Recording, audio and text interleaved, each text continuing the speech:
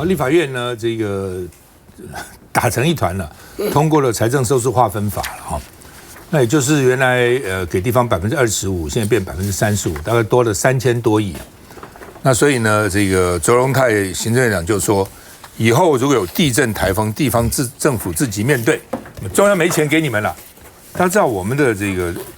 整个目前的制度是中央集权，中央集钱，哦，地方其实没什么钱，哦，都捉襟见肘，所以经常去卖地啊，等等等等之类的，然后就用这一招，要不然是重划啦，哦，弄一点钱。那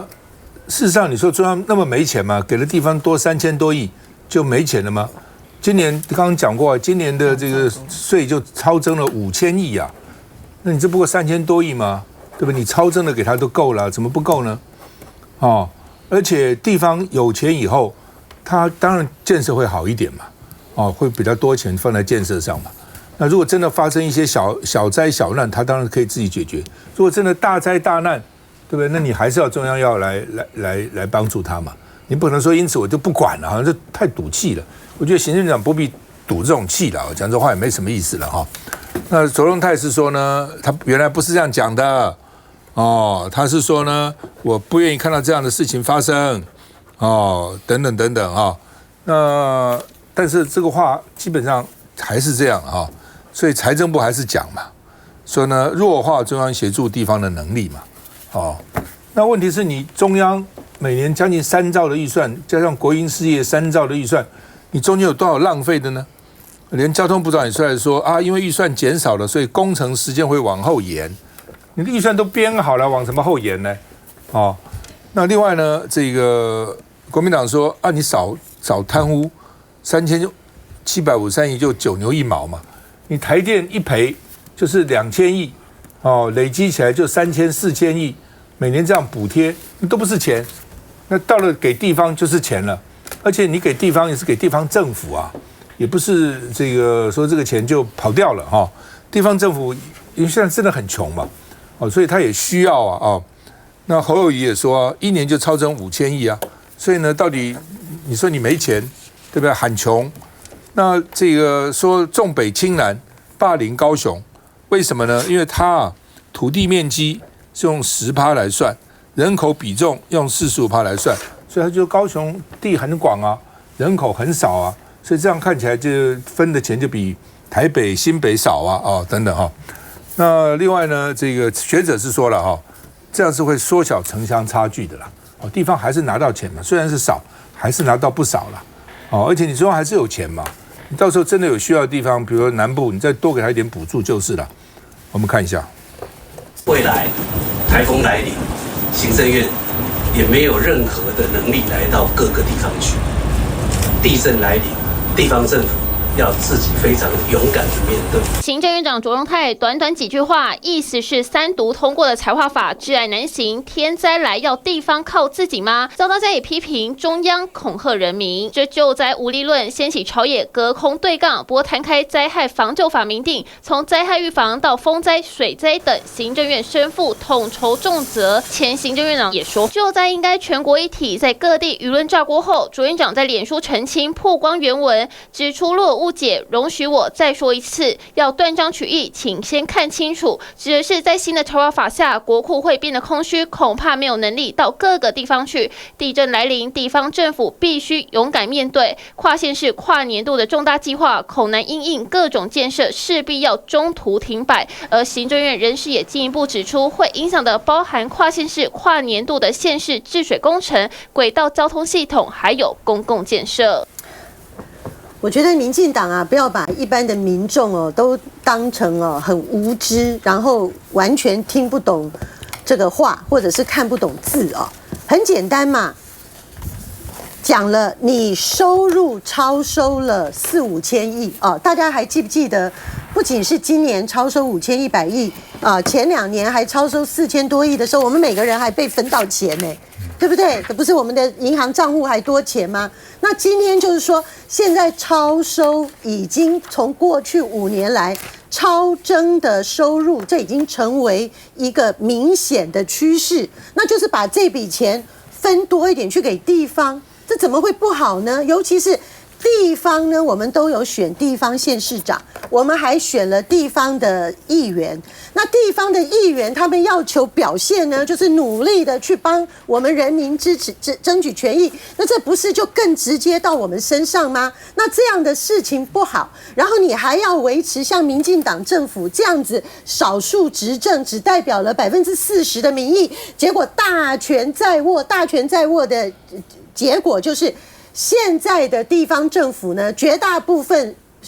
不是民进党执政，是国民党执政。然后呢，民进党手上控制了那么多钱呢，全部就给少数执政的民进党的地方政府，然后蓝营的通通都分不到。那这样子，如果未来的地方跟中央不同政党执政形成常态，岂不是永远呢？地方就干巴巴的等不到钱，那么中央呢充老大，然后就整天砸钱在那个地方，然后做一些就是很像苏贞昌那个非常可笑的事情。那个高雄的渔港，人家只要3000万，后来给了他80亿。对不对？莫名其妙的事情，大家不断的在发生。今天不过是做一个公示，而且这个公示呢合情合理，把过去呢直辖市跟地方各县市不平等的公示呢，这次把标准都拉齐，而且呢把我们的这个所得税的1/4呢纳到这个钱里面来统筹，而且呢地方如果你表现得很好，你的营业税还有你的土地税呢，你都可以放在地方，这样子也鼓励地方的县市长好好表现嘛。你说现在高雄、台南在叫什么叫？高雄、台南就是他们这些县市首长没自信啊！你如果能把经济搞得很好，你很会招商，你当然你分的钱相对就多啊，因为有一些税就是会留在你地方啊，所以你不能够只以现在的试算啊，你要以我说好，现在有这样的一个好机会，我拼了，那这样子以后我们选地方县市长的时候，我们才有一个机会说，哎，你这个市长棒不棒？你有没有真的对地方的经济、招商引资，甚至促进人口增长，真的有所贡献？这样子民主制度才会迈入正常化嘛。我觉得现在的民进党恶劣到他全部都把不相干的事情弄在一起。像这件事情，明明跟我们灾害防治的经费、行政院的2倍金一点关系都没有的情况，而立法委员也没有说他要删减这些钱的时候，你凭什么去恐吓大家说你台风了没有钱可以救？我真的觉得卓荣泰非常的不适任，光就这个严重的失言，他的失言比他的解释还严重。大家刚才听懂他讲话，他说行政院将没有任何能力来帮大家解决台风的问题。你光就这一点呢，你这个行政院长就赶快下台。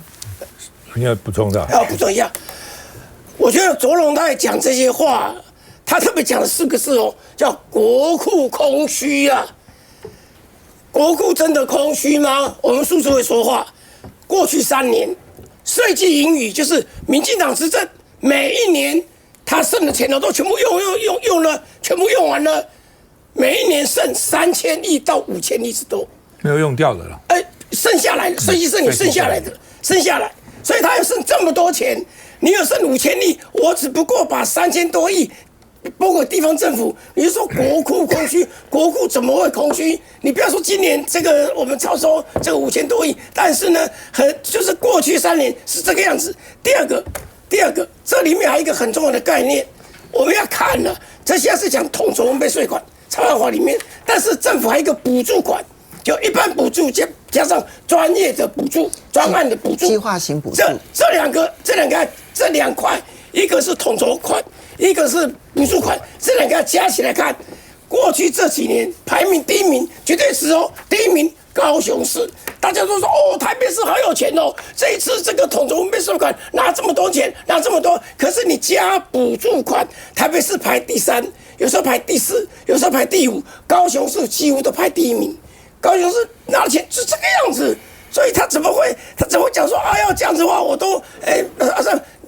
你让人老没钱啊？怎么会没有钱？我再强调一遍，过去3年每一年剩的钱就是全部用完了剩的钱3000亿到5000亿，你加起来一起看，其实你注意看，基本上这个政府还是独后高雄市。休息一下再回来。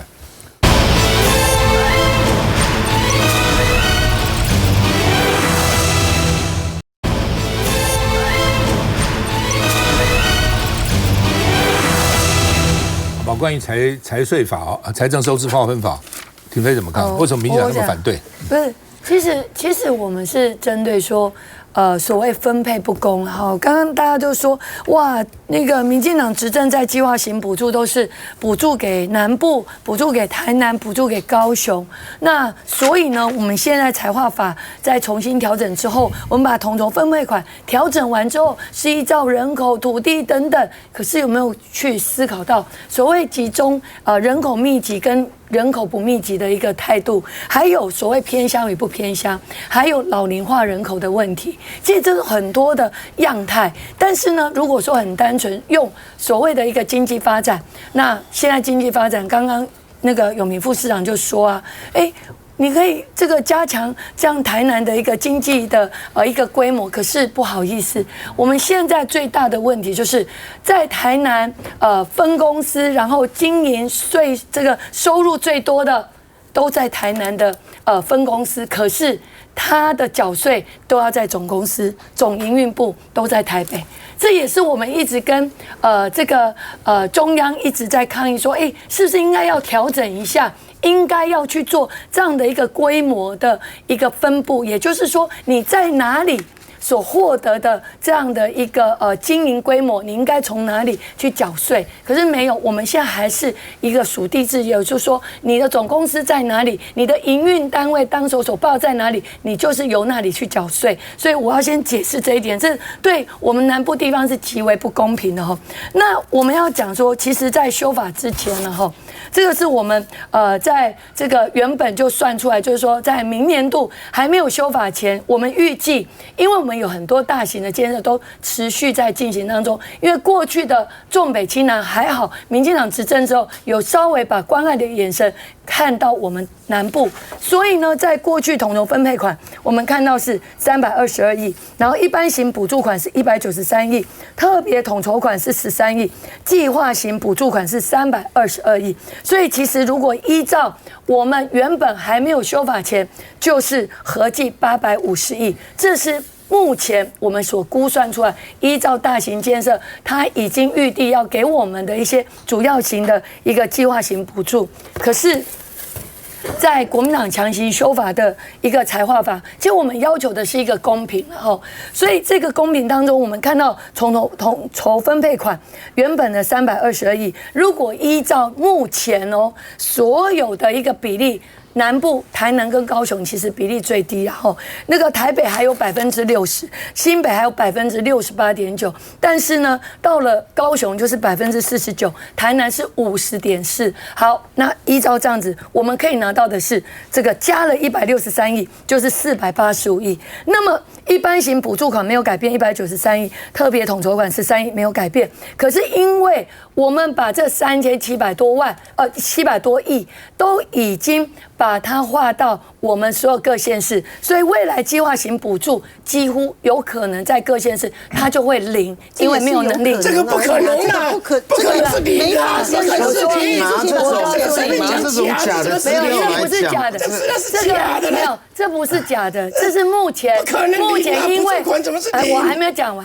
我还没有讲完哦，你要让我讲完，这个不要这么激动哦。这个计划型补助里，如果说像刚刚我们委员所说的，如果在有税季剩余的部分，把这些款项拿出来分配给大家，我觉得是 OK。那如果没有呢？如果没有，现在大家就说啊，你看我们现在这2年都是税季剩余，都是那么多，有3000亿，有5000亿。好，如果有税季剩余 OK， 如果没有，有可能你会吃到我们原本的预算，而在计划型补助款，它就会把它分式稀释掉，所以有可能我们未来在一个计划型补助款，它会分到地方上。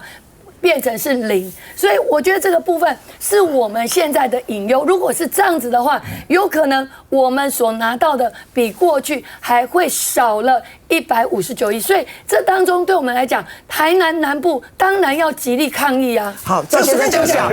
一句话，这个赖清德是台南市出来的，当过台南市长，他会给计划补助没有，我跟你讲说，如果说计划型的补助是0的话，那就代表中央执政的政府彻底无能。怎么可能？他已经把钱都拨出去了，怎么会无能呢？中央的这种补助计划的部分，本来就应该中央要合理的分配。中央税入有3兆，我们过去8年，民进党政府也讲说，哇，这经济在民进党执政之下最好。所以说，为什么明年的总预算税出也破3兆，税入也破3兆，就是因为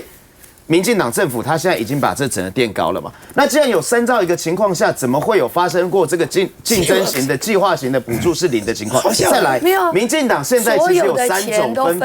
讲法，我必须要讲一下，有3种讲法。第一种讲法，未来地方发生什么事情自行负责，这是比较行政院长的讲法。第二，比较侧翼的讲法，钱拿走了，所以中央的国防不能做，预算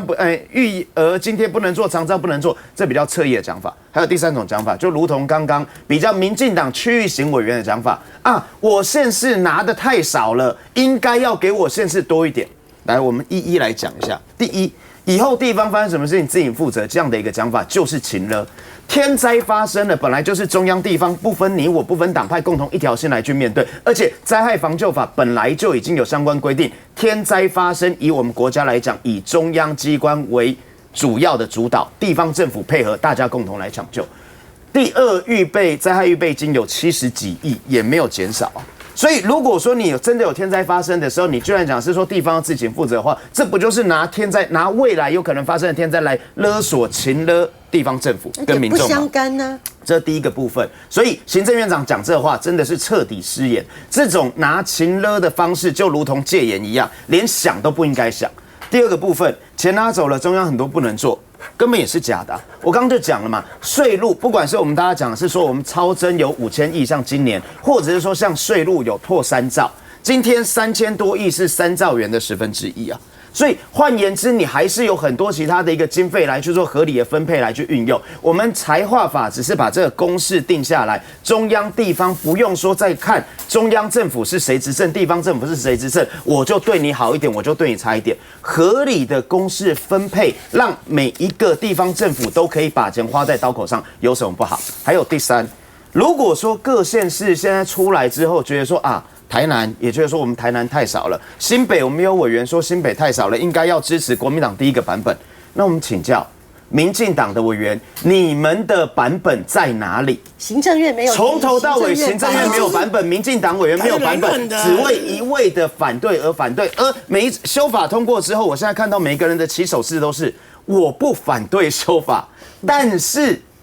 这个给我们的太少等等。那如果说你是不反对修法的话，当初是不是就应该提出来？我给大家一个数据：2018年行政院赖清德当院长的时候，还说要修财划法，那个时候还要求主计总处去研拟赖清德行政院长的修法版本。只是1126他们大败1129他们大败之后，所以说赖清德下台就没有再推动了。到现在来讲，所有我们第9届、第10届、第11届也都有说要修财划法，甚至上个会期财政部还讲是说要提出相关版本，但是等了一个会期还是没有看到，所以说才会现在变成是每一个人讲的都是很空洞的，但实际上真的过了之后，每一个人又为自己的县市报仇。你有胆讲是说你的县市不要现在通过之后的财划法的地方政府分配吗？我主跑财政部、主计总处、行政院、立法院。都是在管总预算的，哈，我从来没有听过，在过去这一段期间，我不客气的说，民进党这么多的谣言。一个很简单的一个数字啊，就是这一次的财划法呢，从4676亿，这是财政部根据那个财划法修正完了之后，他就立刻算出来了嘛，哈，从4676亿增加到8429亿，增加了3000多亿。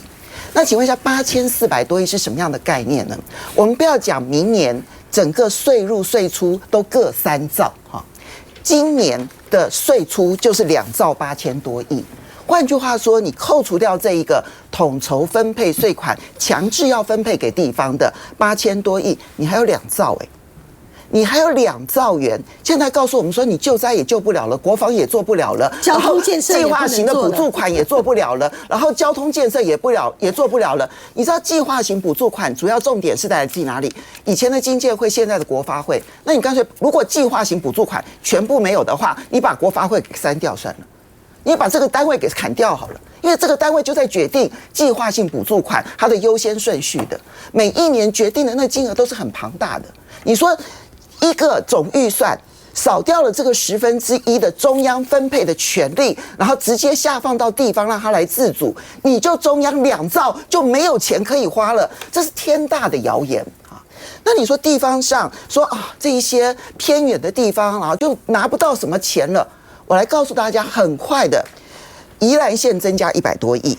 新竹县增加100多亿，苗栗县增加100多亿，彰化县增加100多亿，南投县增加100多亿，云林县增加100多亿，嘉义县增加100多亿，然后就连台东县都可以增加100多亿，屏东县也增加100多亿。各位，我们现在讲的这几个县市，哪一个不是偏远县市？哪一些这些县市不是100多亿对他们来讲，学校的都不用再担心说中小学的老师发不出钱来，不用再担心警察的这一些警消人员的这些设备的更新，我没有足够的经费。你知道我们地方遭遇到这些问题有多么的严重？没有自主裁员，你那些经常性的支出都遇到极大的困难，这些都是贫困县市。但是高雄跟台南就说，哎呀，过去我们关爱的眼神这么多，现在减少了这个关爱的眼神，我们好可怜。那你不想这些县市连中小学老师的钱要发出去都很困难，那不是更糟糕？最后一个谎言，我不客气的说，台北市议员苗博雅，我觉得他是一个看起来温和的人，但是呢，从上一次在说什么修法的时候要去修什么这个东部的这个交通建设前坑法案，其实明明就没有在审这个法案，他那个造谣的状况啊是非常严重。这一次造谣说连江县马祖拿了77亿元啊，连江县这么少的人怎么可以拿这么多钱？